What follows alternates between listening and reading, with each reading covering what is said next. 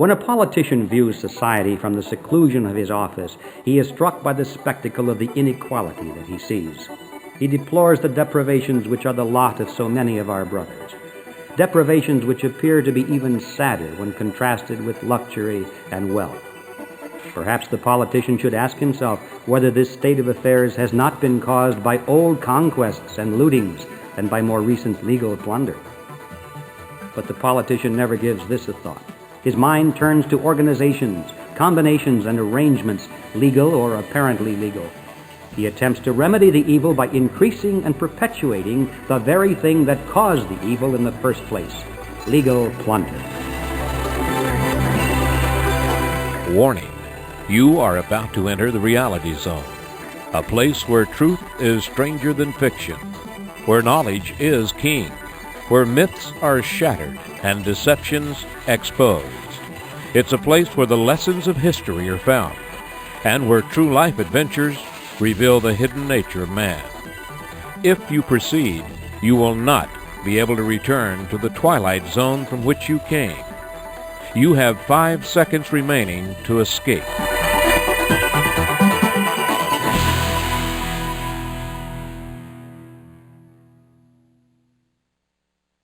Welcome to the Reality Zone. I'm Ed Griffin. When a person wishes to give special recognition to a book, he predicts that it will still be widely read 100 years from now. The Law, first published as a pamphlet in June 1850, is already much more than 100 years old. It's a classic which continues to be in demand even today, and because its truths are eternal, it will still be read when another century has passed.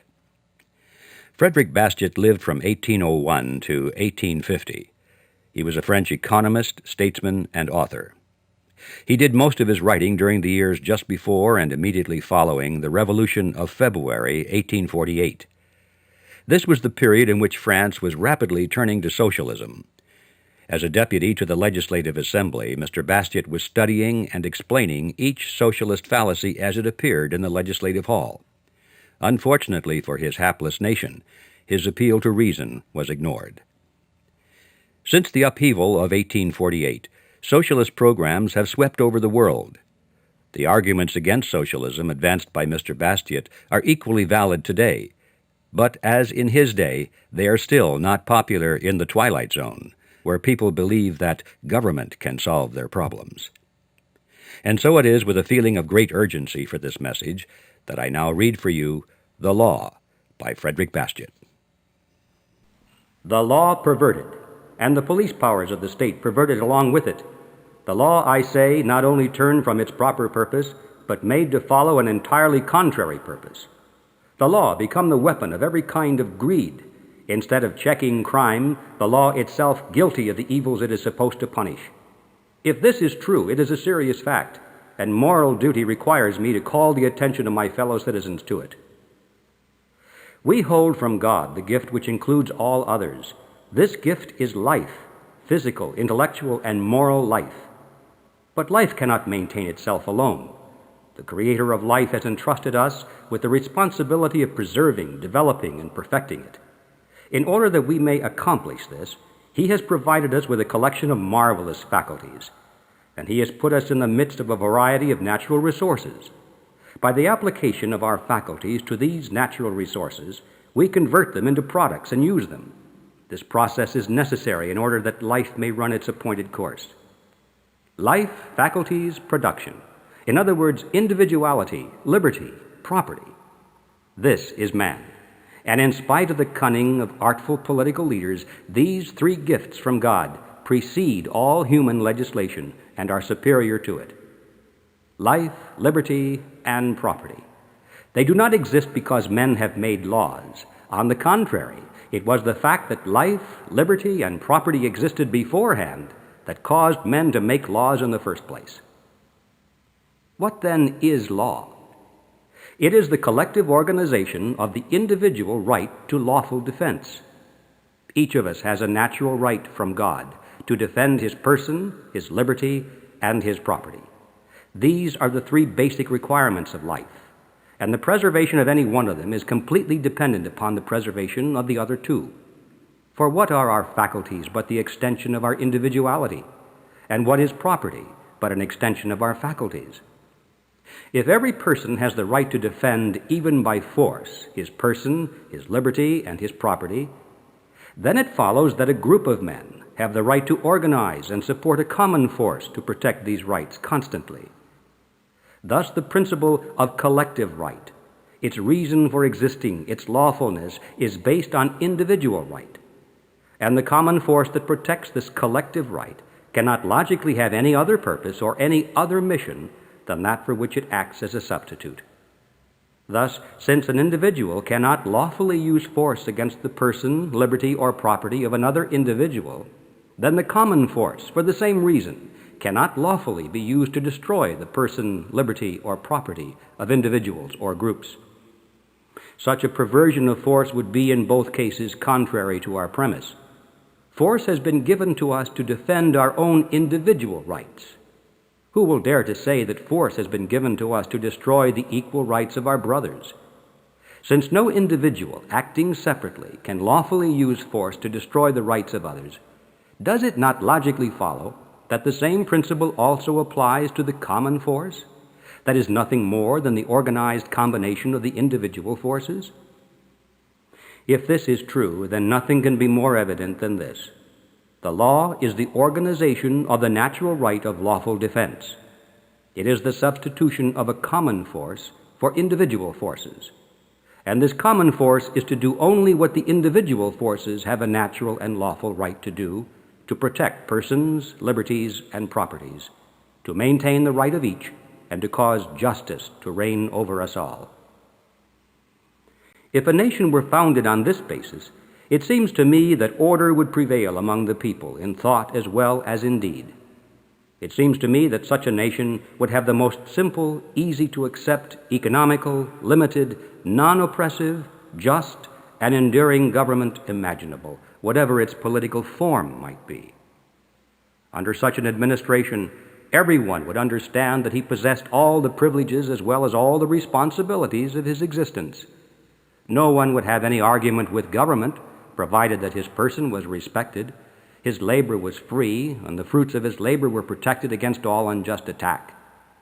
When successful, we would not have to thank the state for our success, and conversely, when unsuccessful, we would no more think of blaming the state for our misfortune than would the farmers blame the state because of hail or frost. The state would be felt only by the invaluable blessings of safety provided by this concept of government. It can be further stated that, thanks to the non-intervention of the state in private affairs, our wants and their satisfactions would develop themselves in a logical manner. We would not see cities populated at the expense of rural districts, nor rural districts at the expense of cities. We would not see the great displacements of capital, labor, and population that are caused by legislative decisions. The sources of our existence are made uncertain and precarious by these state-created displacements. And furthermore, these acts burden the government with increased responsibilities. But unfortunately, law by no means confines itself to its proper functions. And when it has exceeded its proper functions, it has not done so merely in some inconsequential and debatable matters. The law has gone further than this. It has acted in direct opposition to its own purpose. The law has been used to destroy its own objective. It has been applied to annihilating the justice that it was supposed to maintain, to limiting and destroying rights which its real purpose was to respect. The law has placed the collective force at the disposal of the unscrupulous, who wish without risk to exploit the person, liberty, and property of others. It has converted plunder into a right in order to protect plunder, and it has converted lawful defense into a crime in order to punish lawful defense. How has this perversion of the law been accomplished, and what have been the results? The law has been perverted by the influence of two entirely different causes: stupid greed and false philanthropy. Let us speak of the first. Self-preservation and self-development are common aspirations among all people, and if everyone enjoyed the unrestricted use of his faculties and the free disposition of the fruits of his labor, social progress would be ceaseless, uninterrupted, and unfailing. But there is also another tendency that is common among the people. When they can, They wish to live and prosper at the expense of others. The annals of history bear witness to the truth of it. The incessant wars, mass migrations, religious persecutions, universal slavery, dishonesty in commerce, and monopolies. This fatal desire has its origin in the very nature of man, in that primitive, universal, and insuppressible instinct that impels him to satisfy his desires with the least possible pain. Man can live and satisfy his wants only by ceaseless labor, by the ceaseless application of his faculties to natural resources. This process is the origin of property. But it is also true that a man may live and satisfy his wants by seizing and consuming the products of the labor of others. This process is the origin of plunder. Now, since man is naturally inclined to avoid pain, and since labor is pain in itself, it follows that men will resort to plunder whenever plunder is easier than work. And under these conditions, neither religion nor morality can stop it. When then does plunder stop? It stops when it becomes more painful and more dangerous than labor. It is evident then that the proper purpose of law is to use the power of its collective force to stop this fatal tendency to plunder instead of to work. All the measures of the law should protect property and punish plunder. But generally the law is made by one man or one class of men, and since law cannot operate without the sanction and support of a dominating force, this force must be entrusted to those who make the laws. This fact, combined with the fatal tendency that exists in the heart of man to satisfy his wants with the least possible effort, explains the almost universal perversion of the law. Thus it is easy to understand how law, instead of checking injustice, becomes the invincible weapon of injustice. It is easy to understand why the law is used by the legislator to destroy in varying degrees among the rest of the people their personal independence by slavery, their liberty by oppression, and their property by plunder. This is done for the benefit of the person who makes the law and in proportion to the power that he holds. Men naturally rebel against the injustice of which they are victims. Thus, when plunder is organized by law for the profit of those who make the law, all the plundered classes try somehow to enter by peaceful or revolutionary means into the making of laws.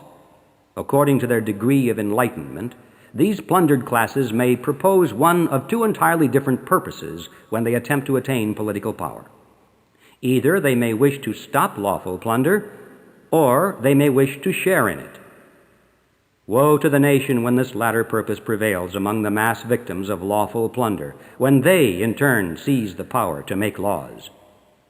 Until that happens, the few practice lawful plunder upon the many, a common practice where the right to participate in the making of law is limited to a few persons.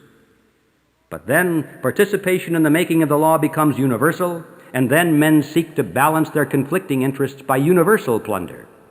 Instead of rooting out the injustices found in society, they make these injustices general. As soon as the plundered classes gain political power, they establish a system of reprisals against other classes. They do not abolish legal plunder. This objective would demand more enlightenment than they possess. Instead, they emulate their evil predecessors by participating in this legal plunder, even though it is against their own interest.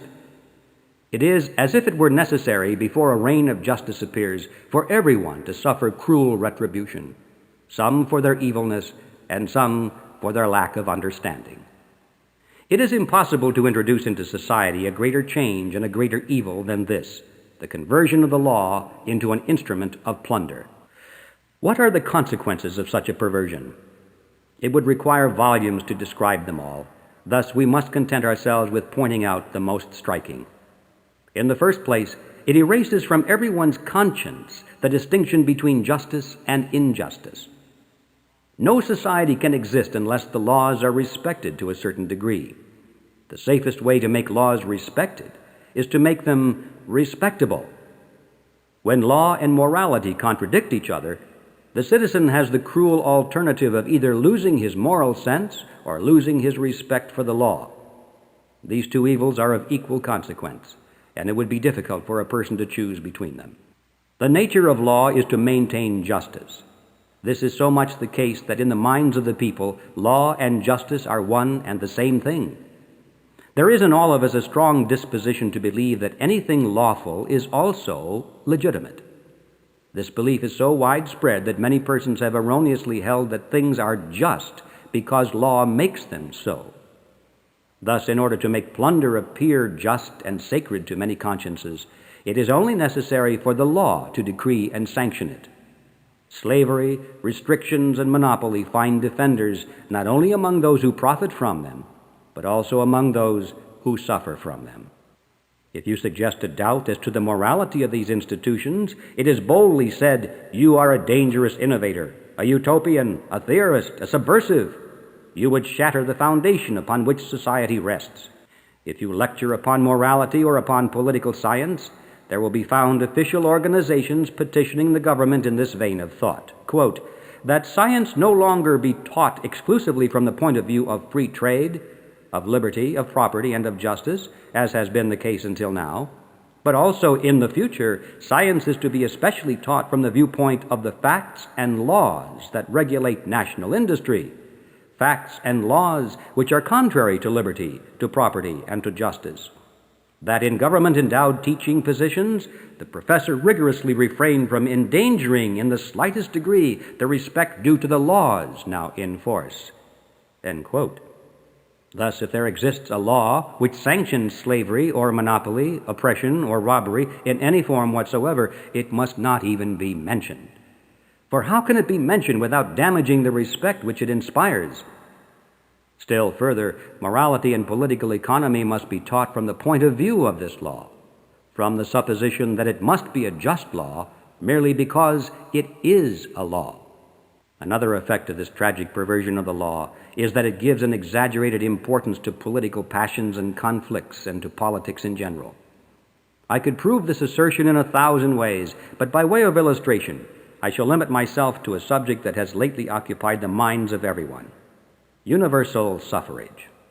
The followers of Rousseau's school of thought, who consider themselves far advanced, but whom I consider 20 centuries behind the times, will not agree with me on this.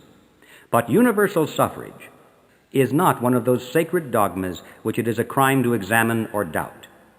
In fact, serious objections may be made to universal suffrage. In the first place, the word universal conceals a gross fallacy. For example, there are 36 million people in the nation. Thus, to make the right of suffrage universal, there should be 36 million voters. But the most extended system permits only 9 million people to vote. 3 persons out of 4 are excluded, and more than this, they are excluded by the 4th. This 4th person advances the principles of incapacity as his reason for excluding the others. Universal suffrage means, then, universal suffrage for those who are capable. But there remains this question of fact: who is capable? Are minors, females, insane persons, the persons who have committed certain major crimes, the only ones to be determined incapable? A closer examination of the subject shows us the motive which causes the right of suffrage to be based upon the supposition of incapacity. The motive is that the elector or voter does not exercise the right for himself alone, but for everybody. The most extended elective system and the most restricted elective system are alike in this respect. They differ only in respect to what constitutes incapacity. It is not a difference of principle, but merely a difference of degree. If, as the Republicans of our present-day Greek and Roman schools of thought pretend, the right of suffrage arrives with one's birth, it would be an injustice for adults to prevent women and children from voting. Why are they prevented? Because they are presumed to be incapable. And why is incapacity a motive for exclusion? Because it is not the voter alone who suffers the consequences of his vote, because each vote touches and affects everyone in the entire community, because the people in the community have a right to demand some safeguards concerning the acts upon which their welfare and existence depend. I know what might be said in answer to this, what the objections might be, but this is not the place to exhaust a controversy of this nature.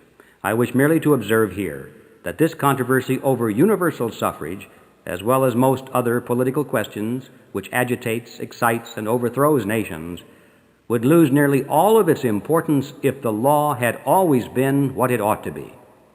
In fact, if law were restricted to protecting all persons, all liberties, and all properties, if law were nothing more than the organized combination of the individual's right to self-defense, if law were the obstacle, the check, the punisher of all oppression and plunder, is it likely that we citizens would then argue much about the extent of the franchise?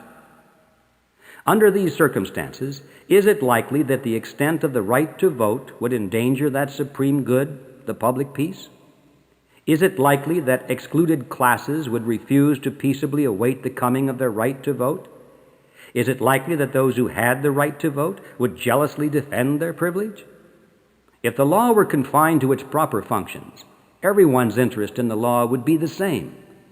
Is it not clear that under these circumstances, those who voted could not inconvenience those who did not vote? But on the other hand, imagine that this fatal principle had been introduced. Under the pretense of organization, regulation, protection, or encouragement, the law takes property from one person and gives it to another. The law takes the wealth of all and gives it to a few, whether farmers, manufacturers, ship owners, artists, or comedians. Under these circumstances, then certainly every class will aspire to grasp the law, and logically so. The excluded classes will furiously demand their right to vote, and will overthrow society rather than not to obtain it. Even beggars and vagabonds will then prove to you that they also have an incontestable title to vote. They will say to you, "We cannot buy wine, tobacco, or salt without paying the tax, and as a part of the tax that we pay is given by law in privileges and subsidies to men who are richer than we are." Others use the law to raise the prices of bread, meat, iron, or cloth. Thus, since everyone else uses the law for his own profit, we also would like to use the law for our own profit. We demand from the law the right to relief, which is the poor man's plunder. To obtain this right, we also should be voters and legislators, in order that we may organize beggary on a grand scale for our own class, as you have organized protection on a grand scale for your class. Now don't tell us beggars that you will act for us, and then toss us, as Mr. Mimmerel proposes, 600,000 francs to keep us quiet, like throwing us a bone to gnaw. We have other claims. And anyway, we wish to bargain for ourselves, as other classes have bargained for themselves. And what can you say to answer that argument? As long as it is admitted that the law may be diverted from its true purpose, that it may violate property instead of protecting it, then everyone will want to participate in making the law, either to protect himself against plunder or to use it for plunder. Political questions will always be prejudicial, dominant, and all-absorbing. There will be fighting at the door of the legislative palace, and the struggle within will be no less furious. To know this, it is hardly necessary to examine what transpires inside the legislature. Merely to understand the issue is to know the answer. Is there any need to offer proof that this odious perversion of the law is a perpetual source of hatred and discord, that it tends to destroy society itself? If such proof is needed, look at the United States in this year of 1850. There is no country in the world where the law is kept more within its proper domain, the protection of every person's liberty and property. As a consequence of this, there appears to be no country in the world where the social order rests on a firmer foundation. But even in the United States, there are two issues, and only two, that have always endangered the public peace. What are these two issues? They are slavery and tariffs. These are the only two issues where, contrary to the general spirit of the Republic of the United States, law has assumed the character of a plunderer. Slavery is a violation by law of liberty. The protective tariff is a violation by law of property. It is a most remarkable fact that this double legal crime, the sorrowful inheritance from the old world, should be the only issue which can and perhaps will lead to the ruin of the Union. It is indeed impossible to imagine at the very heart of a society a more astounding fact than this. The law has come to be an instrument of injustice. And if this fact brings terrible consequences to the United States, where the proper purpose of the law has been perverted only in the instances of slavery and tariffs, what must be the consequences in Europe, where the perversion of the law is a principle, a system? Mr. de Montalembert, a politician and writer, adopting the thought contained in a famous proclamation by Mr. Carlier, has said, "We must make war against socialism." According to the definition of socialism advanced by Mr. Charles Dupin, he meant we must make war against plunder. But of what plunder was he speaking? For there are two kinds of plunder, legal and illegal. I do not think that illegal plunder, such as theft or swindling, which the Penal Code defines, anticipates, and punishes, can be called socialism. It is not this kind of plunder that systematically threatens the foundation of society. Anyway, the war against this kind of plunder has not waited for the command of these gentlemen. The war against illegal plunder has been fought since the beginning of the world, long before the Revolution of February 1848, long before the appearance even of socialism itself. France had provided police, judges, gendarmes, prisons, dungeons, and scaffolds for the purpose of fighting illegal plunder.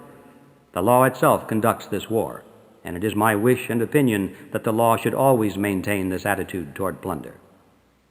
But it does not always do this. Sometimes the law defends plunder and participates in it.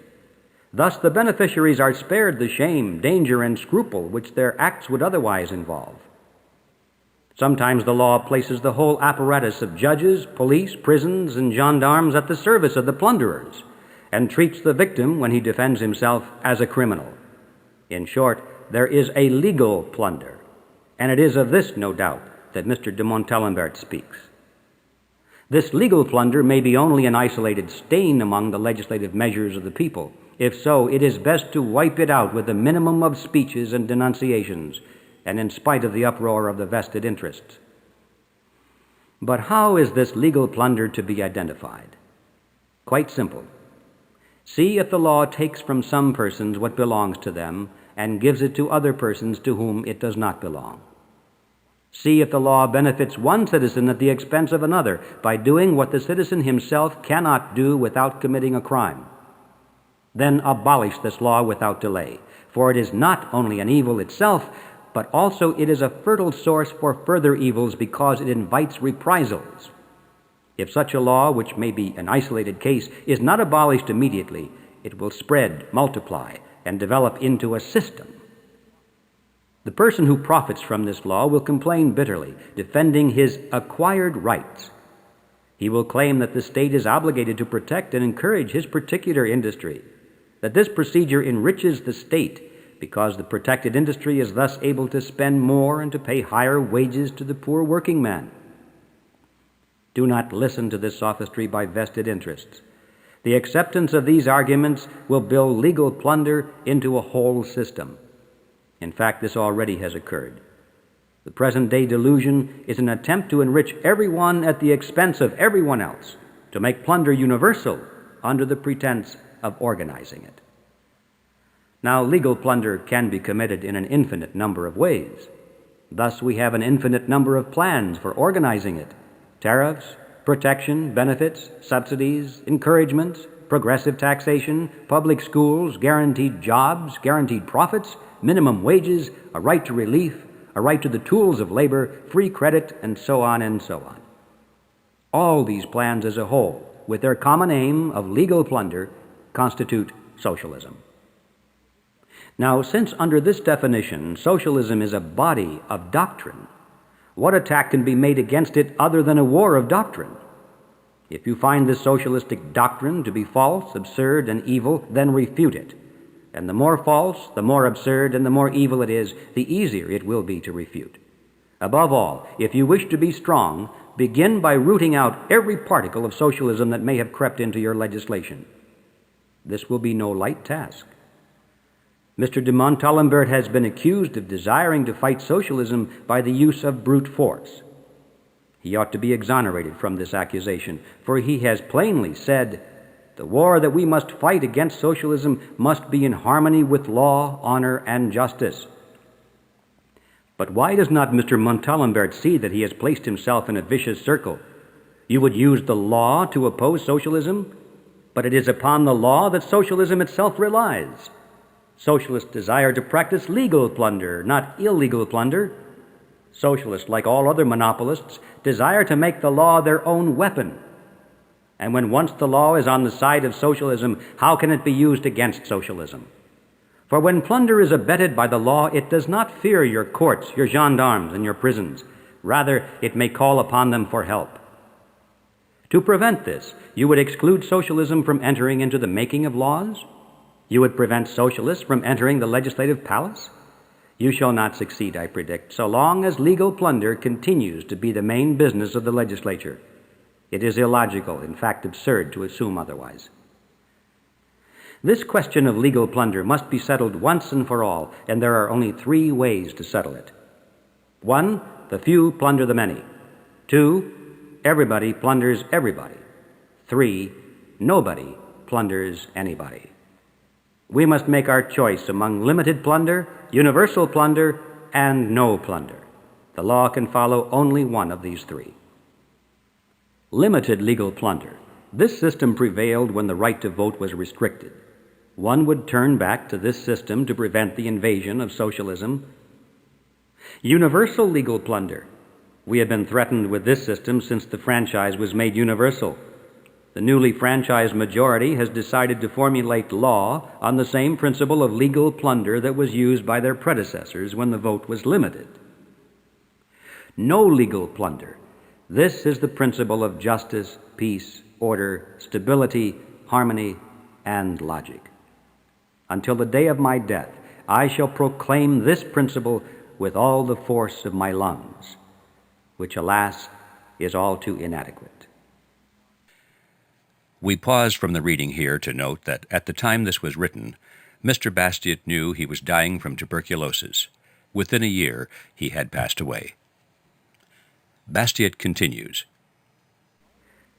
In all sincerity, can anything more than the absence of plunder be required of the law? Can the law, which necessarily requires the use of force, rationally be used for anything except protecting the rights of everyone? I defy anyone to extend it beyond this purpose without perverting it, and consequently turning might against right. This is the most fatal and most illogic social perversion that can possibly be imagined. It must be admitted that the true solution, so long searched for in the area of social relationships, is contained in these simple words. Law is organized justice. Now, this must be said. When justice is organized by law, that is, by force, this excludes the idea of using law or force to organize any human activity whatever, whether it be labor, charity, agriculture, commerce, industry, education, art, or religion. The organizing by law of any one of these would inevitably destroy the essential organization, justice. For truly, how can we imagine force being used against the liberty of citizens without it also being used against justice, and thus acting against its proper purpose? Here I encounter the most popular fallacy of our times. It is not considered sufficient that the law be just. It must be philanthropic. Nor is it sufficient that the law should guarantee to every citizen the free and inoffensive use of his faculties for physical, intellectual, and moral self-improvement. Instead, it is demanded that the law should directly extend welfare, education, and morality throughout the nation.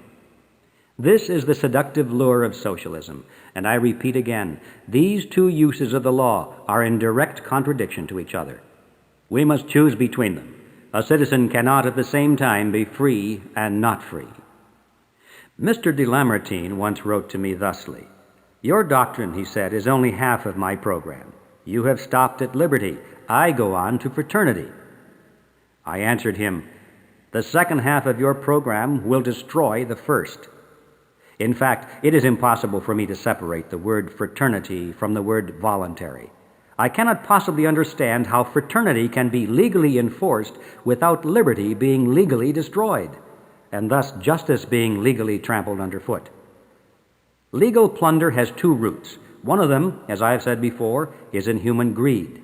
The other is in false philanthropy.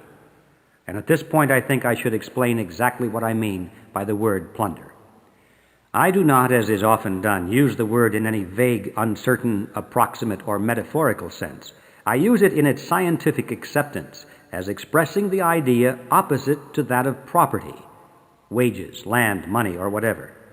When a portion of wealth is transferred from the person who owns it without his consent and without compensation, and whether by force or by fraud, to anyone who does not own it, then I say that property is violated, that an act of plunder is committed. I say that this act is exactly what the law is supposed to suppress always and everywhere.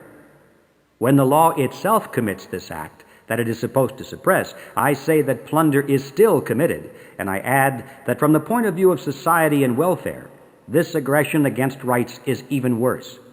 In this case of legal plunder, however, the person who receives the benefits is not responsible for the act of plundering. The responsibility for this legal plunder rests with the law, the legislator, and society itself, and therein lies the political danger. It is to be regretted that the word plunder is offensive. I have tried in vain to find an inoffensive word, for I would not at any time, especially now, wish to add an irritating word to our dissensions. Thus, whether I am believed or not, I declare that I do not mean to attack the intentions or the morality of anyone. Rather, I am attacking an idea which I believe to be false, a system which appears to me to be unjust, an injustice so independent of personal intentions that each of us profits from it without wishing to do so, and suffers from it without knowing the cause of the suffering. The sincerity of those who advocate protectionism, socialism, and communism is not here questioned. Any writer who would do that must be influenced by a political spirit or a political fear. It is to be pointed out, however, that protectionism, socialism, and communism are basically the same plant in three different stages of its growth. All that can be said is that legal plunder is more visible in communism because it is complete plunder, and in protectionism because the plunder is limited to specific groups and industries.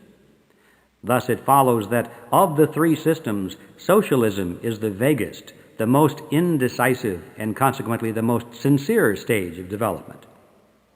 But sincere or insincere, the intentions of persons are not here under question. In fact, I have already said that legal plunder is based partially on philanthropy, even though it is a false philanthropy. With this explanation, let us examine the value, the origin, and the tendency of this popular aspiration which claims to accomplish the general welfare by general plunder. Since the law organizes justice, the socialists ask why the law should not also organize labor, education, and religion. Why should not law be used for these purposes? Because it could not organize labor, education, and religion without destroying justice. We must remember that law is force, and that consequently the proper functions of the law cannot lawfully extend beyond the proper functions of force. When law and force keep a person within the bounds of justice, they impose nothing but a mere negation. They oblige him only to abstain from harming others. They violate neither his personality, his liberty, nor his property. They safeguard all of these. They are defensive. They defend equally the rights of all. The harmlessness of the mission performed by law and lawful defense is self-evident. The usefulness is obvious, and the legitimacy cannot be disputed. As a friend of mine once remarked, this negative concept of law is so true that the statement, "The purpose of the law is to cause justice to reign," is not a rigorously accurate statement. It ought to be stated that the purpose of the law is to prevent injustice from reigning. In fact, it is injustice instead of justice that has an existence of its own. Justice is achieved only when injustice is absent. But when the law, by means of its necessary agent force, imposes upon men a regulation of labor, a method or a subject of education, a religious faith or creed, then the law is no longer negative. It acts positively upon people.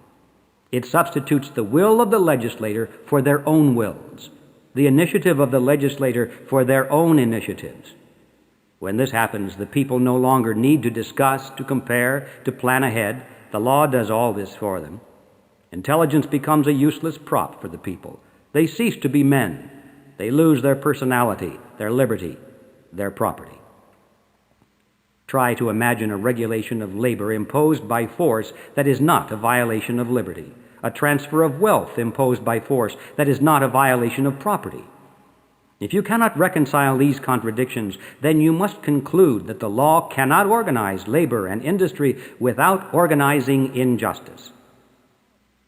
When a politician views society from the seclusion of his office, he is struck by the spectacle of the inequality that he sees. He deplores the deprivations which are the lot of so many of our brothers, deprivations which appear to be even sadder when contrasted with luxury and wealth. Perhaps the politician should ask himself whether this state of affairs has not been caused by old conquests and lootings and by more recent legal plunder. Perhaps he should consider this proposition: since all persons seek well-being and perfection, would not a condition of justice be sufficient to cause the greatest effort toward progress and the greatest possible equality that is compatible with individual responsibility?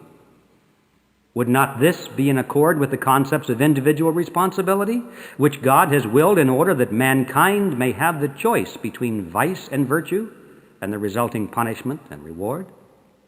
You say, there are persons who have no money, and you turn to the law. But the law is not a breast that fills itself with milk, nor are the lacteal veins of the law supplied with milk from a source outside the society. Nothing can enter the public treasury for the benefit of one citizen or one class, unless other citizens and other classes have been forced to send it in. If every person draws from the treasury the amount that he has put in, it is true that the law then plunders nobody. But this process does nothing for the person who has no money. It does not promote equality of income. The law can be an instrument of equalization only as it takes from some persons and gives to other persons. When the law does this, it is an instrument of plunder. With this in mind, examine the protective tariffs, subsidies, guaranteed profits, guaranteed jobs, relief and welfare schemes, public education, progressive taxation, free credit, and public works. You will find that they are always based on legal plunder or organized injustice. You say there are persons who lack education, and you turn to the law. But the law is not in itself a torch of learning which shines its light abroad. The law extends over a society where some persons have knowledge and others do not, where some citizens need to learn and others can teach. In this matter of education, the law has only two alternatives. It can permit the transaction of teaching and learning to operate freely and without the use of force, or it can force human wills in this matter by taking from some of them enough to pay the teachers who are appointed by government to instruct others without charge. But in this second case, the law commits legal plunder by violating liberty and property. You say, here are persons who are lacking in morality or religion, and you turn to the law. But law is force, and need I point out what a violent and futile effort it is to use force in the matters of morality and religion. It would seem that socialists, however self-complacent, could not avoid seeing this monstrous legal plunder that results from such systems and such efforts. But what do the socialists do? They cleverly disguise this legal plunder from others and even from themselves under the seductive names of fraternity, unity, organization, and association. Because we ask so little from the law, only justice, the socialists thereby assume that we reject fraternity, unity, organization, and association. But we assure the socialists that we repudiate only forced organization, not natural organization. We repudiate the forms of association that are forced upon us, not free association. We repudiate forced fraternity, not true fraternity. We repudiate the artificial unity that does nothing more than deprive persons of individual responsibility. We do not repudiate the natural unity of mankind under providence. Socialism, like the ancient ideas from which it springs, confuses the distinction between government and society. As a result of this, every time we object to a thing being done by government, the socialists conclude that we object to its being done at all. We disapprove of state education. Then the socialists say we are opposed to any education.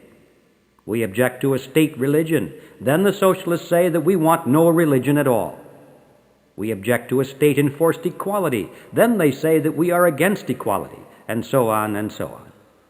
It is as if the socialists were to accuse us of not wanting persons to eat because we do not want the state to raise grain. How did politicians ever come to believe this weird idea that the law could be made to produce what it does not contain, the wealth, science, and religion that in a positive sense constitute prosperity? Is it due to the influence of our modern writers on public affairs? Present-day writers, especially those of the socialist school of thought, base their various theories upon one common hypothesis. They divide mankind into two parts. People in general, with the exception of the writer himself, form the first group. The writer all alone forms the second and most important group. Surely this is the weirdest and most conceited notion that ever entered a human brain. In fact, these writers on public affairs begin by supposing that people have within themselves no means of discernment, no motivation to action. The writers assume that people are inert matter, passive particles, motionless atoms, at best a kind of vegetation indifferent to its own manner of existence. They assume that people are susceptible to being shaped by the will and the hand of another person into an infinite variety of forms, more or less symmetrical, artistic, and perfected. Moreover, not one of these writers on governmental affairs hesitates to imagine that he himself, under the title of organizer, discoverer, legislator, or founder, is this will and hand, this universal motivating force, this creative power whose sublime mission is to mold these scattered materials, persons, into a society. These socialist writers look upon people in the same manner that the gardener views his trees. Just as the gardener capriciously shapes the trees into pyramids, parasols, cubes, vases, fans, and other forms, just so does the socialist writer whimsically shape human beings into groups, series, centers, sub-centers, honeycombs, labor corps, and other variations. And just as the gardener needs axes, pruning hooks, saws, and shears to shape his trees, just so does the socialist writer need the force that he can find only in law to shape human beings. For this purpose, he devises tariff laws, tax laws, relief laws, and school laws. Socialists look upon people as raw material to be formed into social combinations. This is so true that if by chance the socialists have any doubts about the success of these combinations, they will demand that a small portion of mankind be set aside to experiment upon. The popular idea of trying all systems is well known, and one socialist leader has been known seriously to demand that the Constituent Assembly give him a small district with all its inhabitants to try his experiments upon. In the same manner, an inventor makes a model before he constructs the full-sized machine. The chemist wastes some chemicals, the farmer wastes some seeds and land to try out an idea. But what a difference there is between the gardener and his trees, between the inventor and his machine, between the chemist and his elements, between the farmer and his seeds. And in all sincerity, the socialist thinks that there is the same difference between him and mankind. It is no wonder that the writers of the 19th century look upon society as an artificial creation of the legislator's genius. This idea, the fruit of classical education, has taken possession of all the intellectuals and famous writers of our country. To these intellectuals and writers, the relationship between persons and the legislator appear to be the same as the relationship between the clay and the potter. Moreover, even when they have consented to recognize a principle of action in the heart of man and a principle of discernment in man's intellect, they have considered these gifts from God to be fatal gifts. They have thought that persons, under the impulse of these two gifts, would fatally tend to ruin themselves. They assume that if the legislators left persons free to follow their own inclinations, they would arrive at atheism instead of religion, ignorance instead of knowledge, poverty instead of production and exchange. According to these writers, it is indeed fortunate that heaven has bestowed upon certain men, governors and legislators, the exact opposite inclinations, not only for their own sake, but also for the sake of the rest of the world. While mankind tends toward evil, the legislators yearn for good. While mankind advances toward darkness, the legislators aspire for enlightenment. While mankind is drawn toward vice, the legislators are attracted toward virtue. Since they have decided that this is the true state of affairs, they then demand the use of force in order to substitute their own inclinations for those of the human race. Open at random any book on philosophy, politics, or history, and you will probably see how deeply rooted in our country is this idea, the child of classical studies, the mother of socialism. In all of them you will probably find this idea that mankind is merely inert matter, receiving life, organization, morality, and prosperity from the power of the state. And even worse, it will be stated that mankind tends toward degeneration and is stopped from this downward course only by the mysterious hand of the legislator. Conventional classical thought everywhere says that behind passive society there is a concealed power called law or legislator, or called by some other terminology that designates some unnamed person or person of undisputed influence and authority which moves, controls, benefits, and improves mankind. Actually, it is not strange that during the 17th and 18th centuries the human race was regarded as inert matter, ready to receive everything, form, face, energy, movement, life, from a great prince or a great legislator or a great genius. These centuries were nourished on the study of antiquity, and antiquity presents everywhere, in Egypt, Persia, Greece, Rome, the spectacle of a few men molding mankind according to their whims, thanks to the prestige of force and of fraud. But this does not prove that this situation is desirable. It proves only that since men and society are capable of improvement, it is naturally to be expected that error, ignorance, despotism, slavery, and superstition should be greatest towards the origin of history.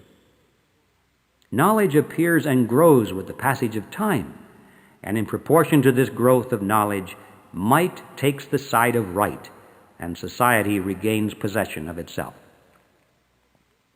Actually, what is the political struggle that we witness? It is the intensive struggle of all people toward liberty. And what is this liberty, whose very name makes the heart beat faster and shakes the world? Is it not the union of all liberties, liberty of conscience, of education, of association, of the press, of travel, of labor, of trade? In short, is not liberty the freedom of every person to make full use of his faculties, so long as he does not harm other persons while doing so? Is not liberty the destruction of all despotism, including, of course, legal despotism? Finally, is not liberty the restricting of the law only to its rational sphere of organizing the right of the individual to lawful self-defense, of punishing injustice? It must be admitted that the tendency of the human race toward liberty is largely thwarted. This is greatly due to a fatal desire learned from the teachings of antiquity that our writers on public affairs have in common. They desire to set themselves above mankind in order to arrange, organize, and regulate it according to their fancy. While society is struggling toward liberty, these famous men who put themselves at its head are filled with the spirit of the 17th and 18th centuries. They think only of subjecting mankind to the philanthropic tyranny of their own social inventions. Like Rousseau, they desire to force mankind docilely to bear this yoke of the public welfare that they have dreamed up in their own imaginations. This was especially true in 1789. No sooner was the old regime destroyed than society was subjected to still other artificial arrangements, always starting from the same point, the omnipotence of the law. Usually, however, the reformers, the legislators, and the writers on public affairs did not desire to impose direct despotism upon mankind.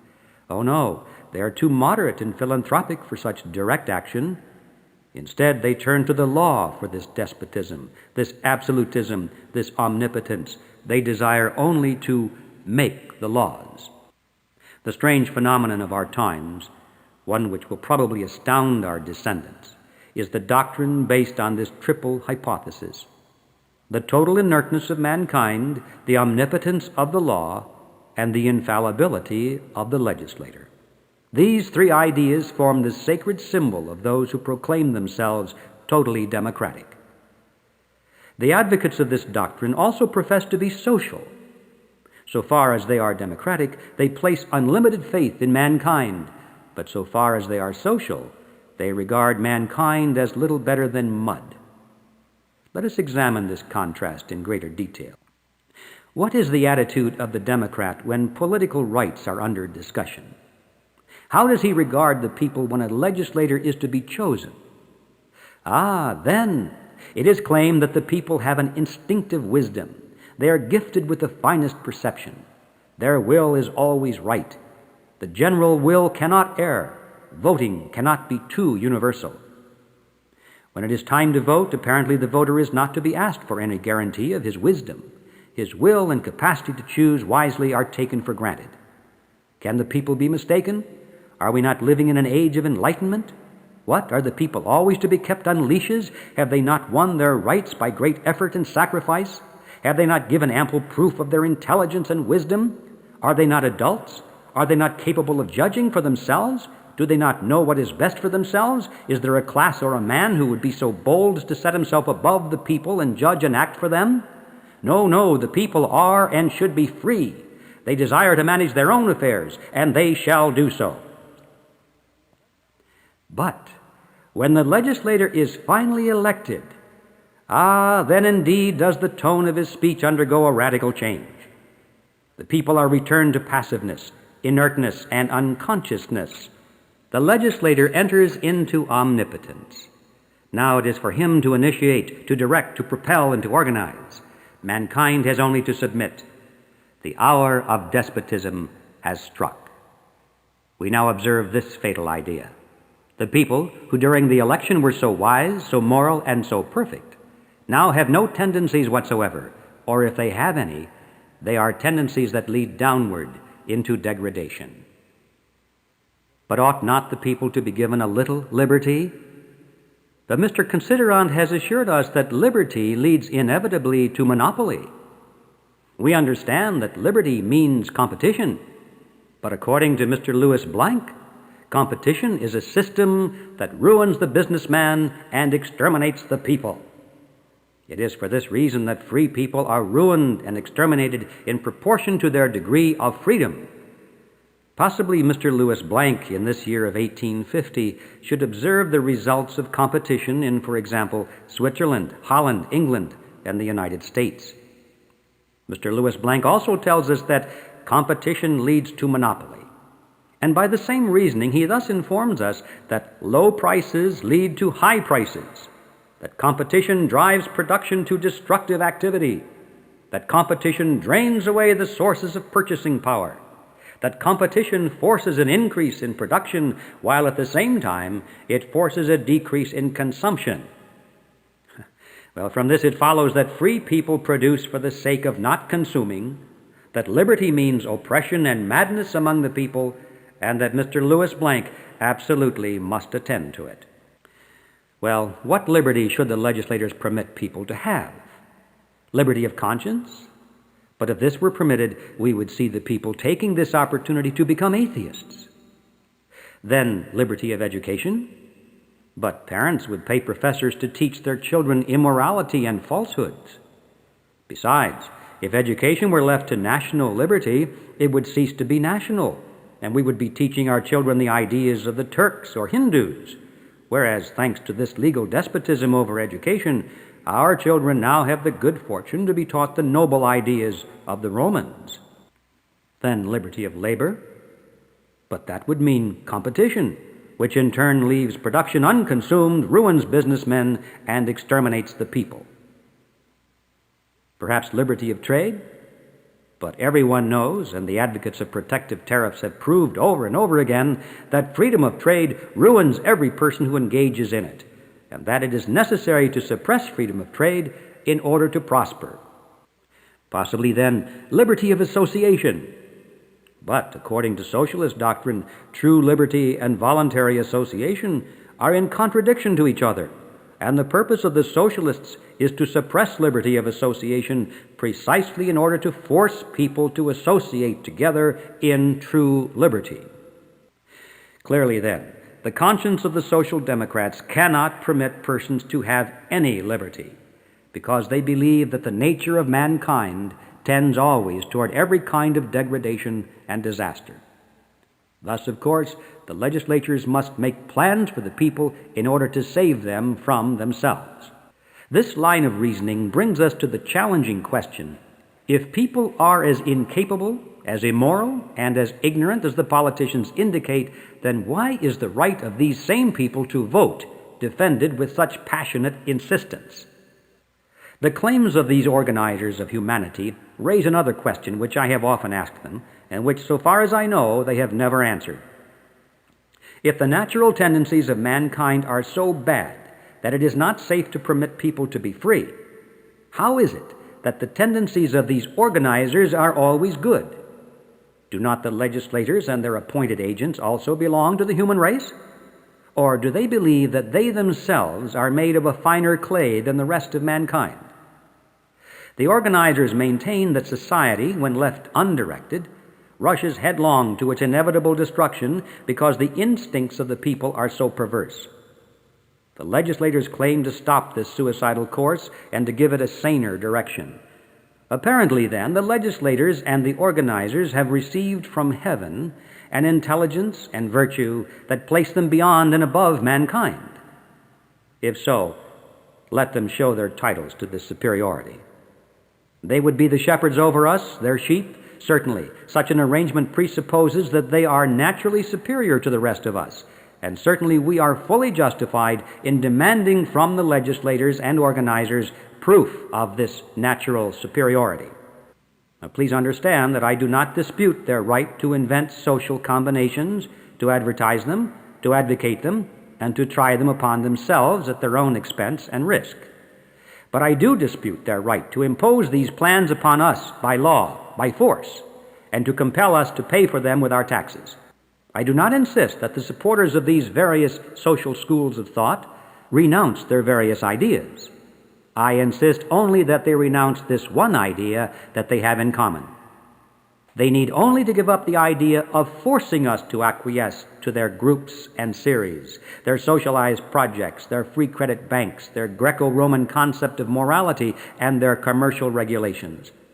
I ask only that we be permitted to decide upon these plans for ourselves, that we not be forced to accept them, directly or indirectly, if we find them to be contrary to our best interests or repugnant to our consciences. But these organizers desire access to the tax funds and to the power of the law in order to carry out their plans. In addition to being oppressive and unjust, this desire also implies the fatal supposition that the organizer is infallible and mankind is incompetent. But again, if persons are incompetent to judge for themselves, then why all this talk about universal suffrage? This contradiction in ideas is unfortunately but logically reflected in events in France. For example, Frenchmen have led all other nations in obtaining their rights, or more accurately, their political demands.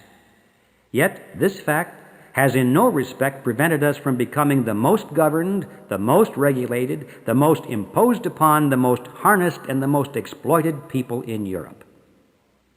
France also leads all other nations as the one where revolutions are constantly to be anticipated. And under the circumstances, it is quite natural that this should be the case.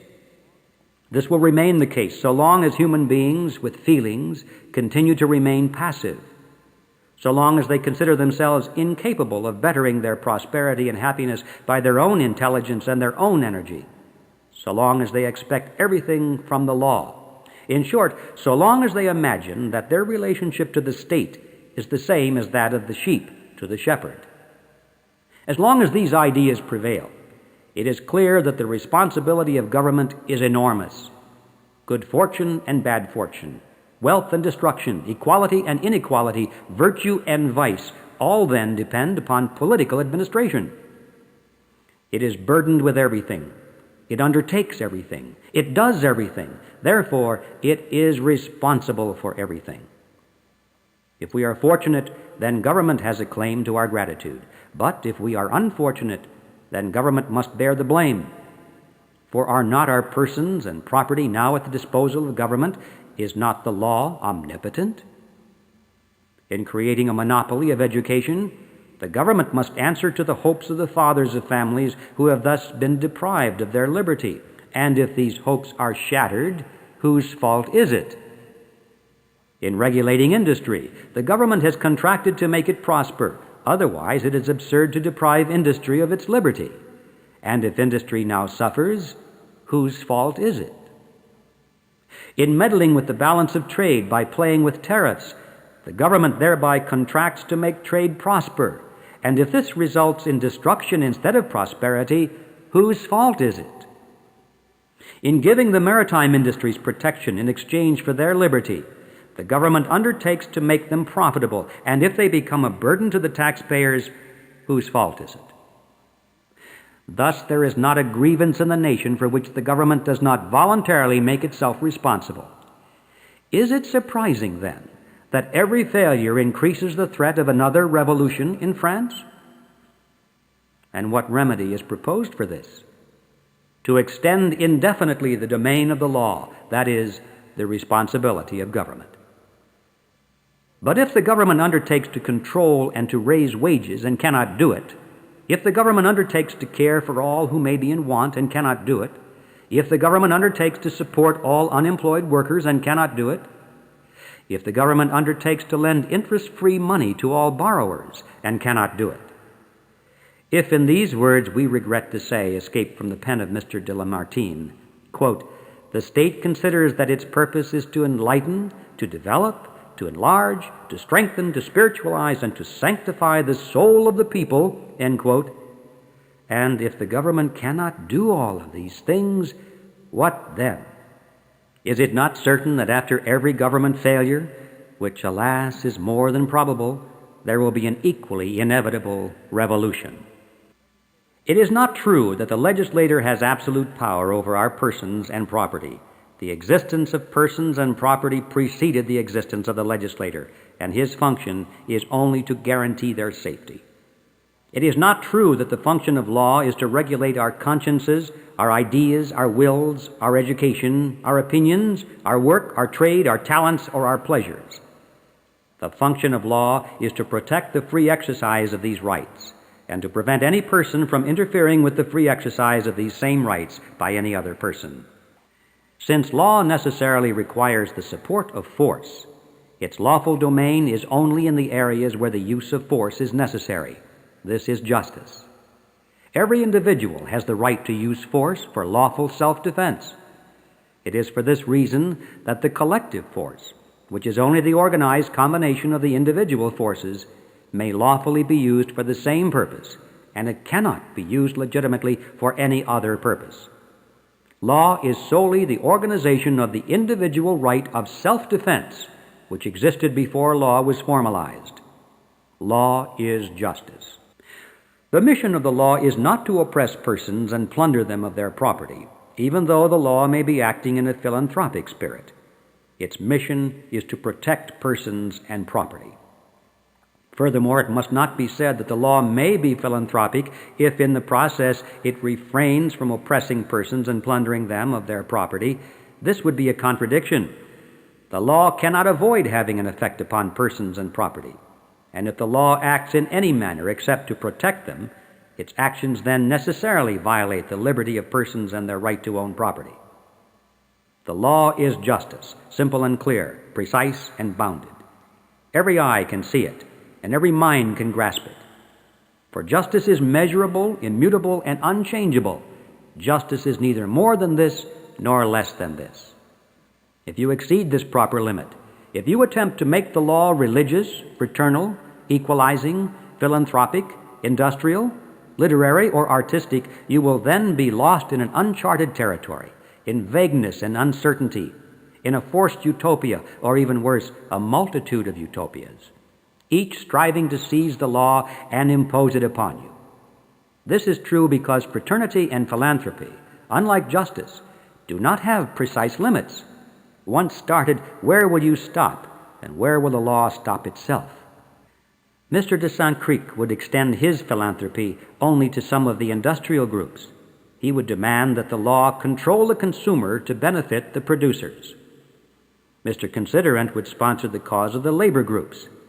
He would use the law to secure for them a guaranteed minimum of clothing, housing, food, and all other necessities of life. Mr. Louis Blanc would say, and with reason, that these minimum guarantees are merely the beginning of complete fraternity. He would say that the law should give tools of production and free education to all working people. Another person would observe that this arrangement would still leave room for inequality. He would claim that the law should give to everyone, even in the most inaccessible hamlet, luxury, literature, and art.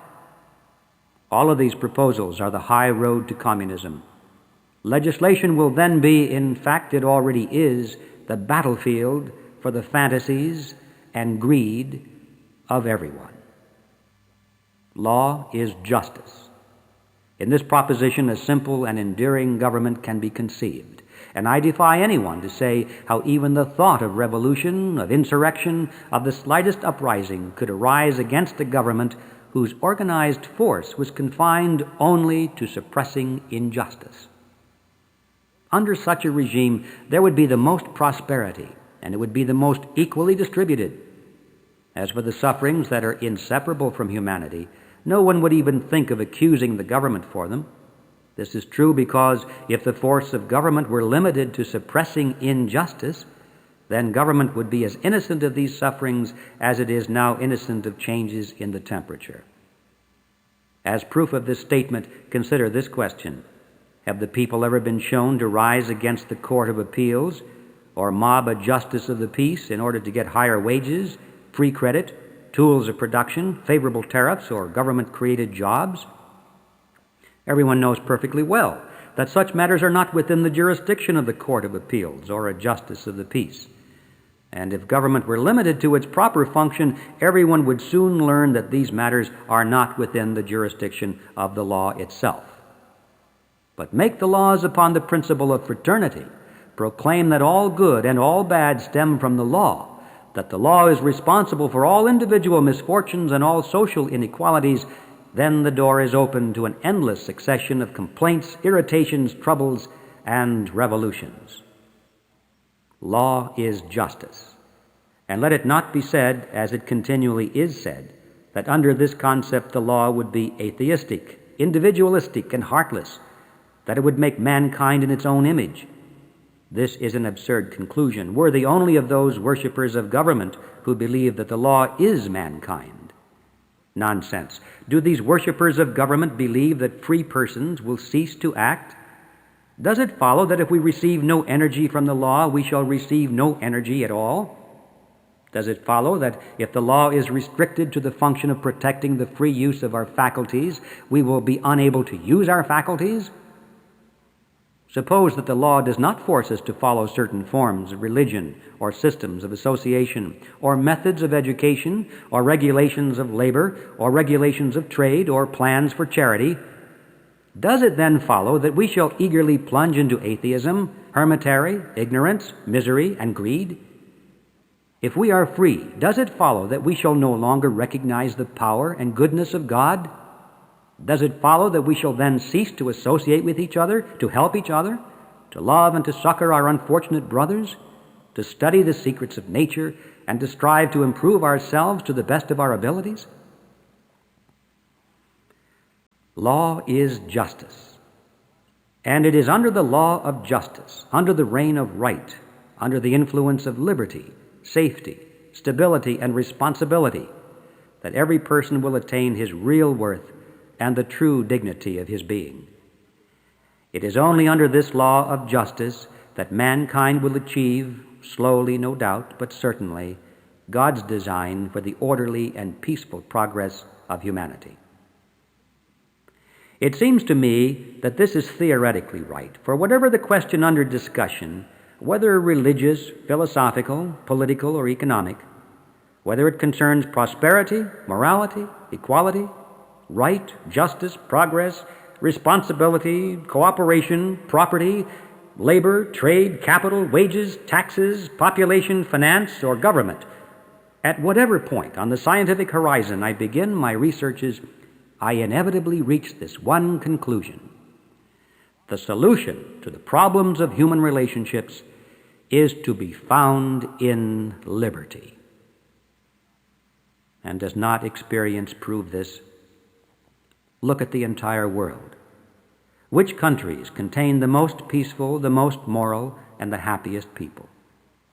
Those people are found in the countries where the law least interferes with private affairs, where government is least felt, where the individual has the greatest scope and free opinion the greatest influence, where administrative powers are fewest and simplest, where taxes are lightest and most nearly equal, and popular discontent the least excited and least justifiable, where individuals and groups most actively assume their responsibilities, and consequently where the morals of admittedly imperfect human beings are constantly improving, where trade assemblies and associations are the least restricted, where labor, capital, and population suffer the fewest forced displacements, where mankind most nearly follows its own natural inclinations, where the inventions of men are more nearly in harmony with the laws of God.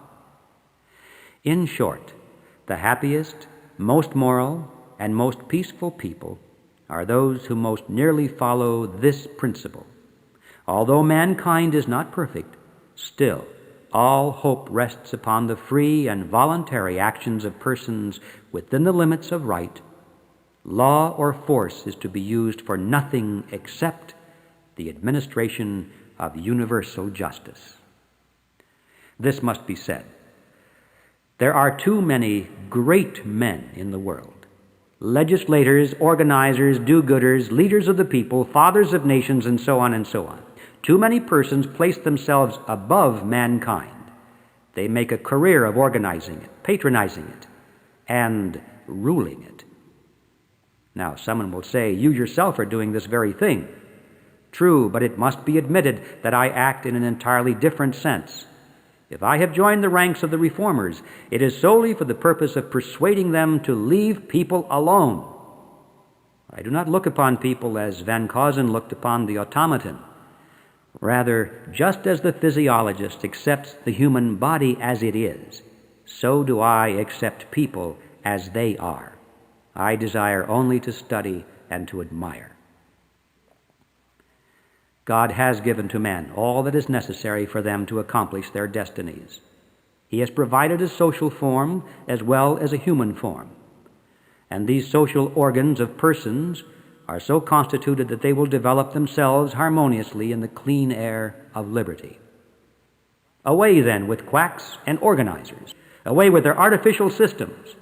Away with the whims of government administrators, their socialized projects, their centralization, their tariffs, their government schools, their state religions, their free credit, their bank monopolies, their regulations, their restrictions, their equalization by taxation, and their pious moralizations. And now that the legislators and do-gooders have so futilely inflicted so many systems upon society, may they finally end where they should have begun. May they reject all systems and try liberty. For liberty is an acknowledgement of faith in God and His works. This program is from the audio archives of the Reality Zone. For more information, visit our website at www.realityzone.com or call our toll-free number, 800-595-6596. That number again is 800-595-6596. The Reality Zone is a subsidiary of American Media.